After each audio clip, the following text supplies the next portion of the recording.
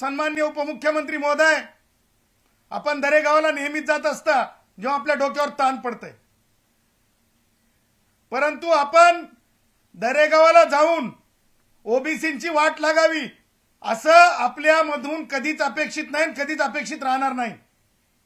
मी सन्माननीय उपमुख्यमंत्री एकनाथरावजी शिंदे साहेबांना आवाहन करतो, कालचा शासन निर्णय हा अल्ट्रा व्हायरस आहे, हा व्हायरस आहे, हा व्हायरस आहे। तुम्ही आज चालू असलेल्या बैठकीमध्ये शिंदे साहेब हा शासन निर्णय मागे घ्यायला सांगा। या निर्णयातून मराठा भावांचा काहीच फायदा होणार नाही, परंतु या निर्णयामुळे दोन समाजाची तेढ निर्माण होण्याची वेळ आलेली आहे। मला सांगा शिंदे साहेब, सामाजिक मागासलेपण जे मी आता माझे भाऊ सांगितले, आज माझा गोसावी भाऊ असेल, माझा कुडमुड्या दोषी ब्राह्मण असेल भटकंती करणारा, त्याचबरोबर माझे इतर भाऊ असतील,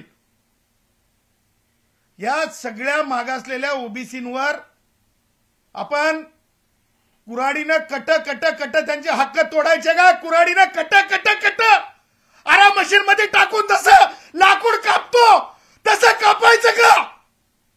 लाकूड कापतो तसं कापायचं का? खाटकासारखं यांना तोडायचं का? भारतरत्न डॉक्टर बाबासाहेब आंबेडकरांनी हा स्पेस निर्माण करून दिला।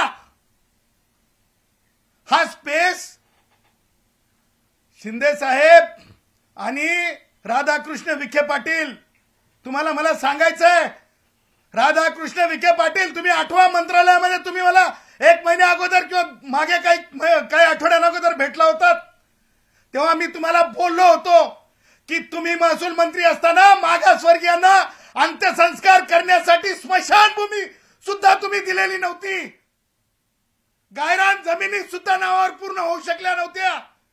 अशी तुमची महान कीर्ती आहे मागासलेपणाच्या लोकांसाठी, आणि त्यातले त्यात आम्ही तुम्हाला परवा आव्हान केलं होतं राधाकृष्ण विखे पाटील की ओबीसींना आम्ही विरोधक म्हणून आम्हाला बोला। नैसर्गिक न्याय नाही का? जातीवाद आहे का? ओबीसींना बोलू नये का? सन्माननीय धनंजय मुंडेंना का बोलवलं नाही? सन्माननीय बावनकुळे साहेब का नाही सोबत तुमच्या? प्रश्न विचारले जातील। पोट भरलेल्याला डेझर्ट देणं आणि कष्टकरी माझ्या ओबीसी खऱ्या ओबीसींना त्यांच्या हातातला कुटका हिसकावून घेणं हा द्रोह आहे, द्रोह, हा द्रोह आहे, द्रोह, हा द्रोह आहे, द्रोह।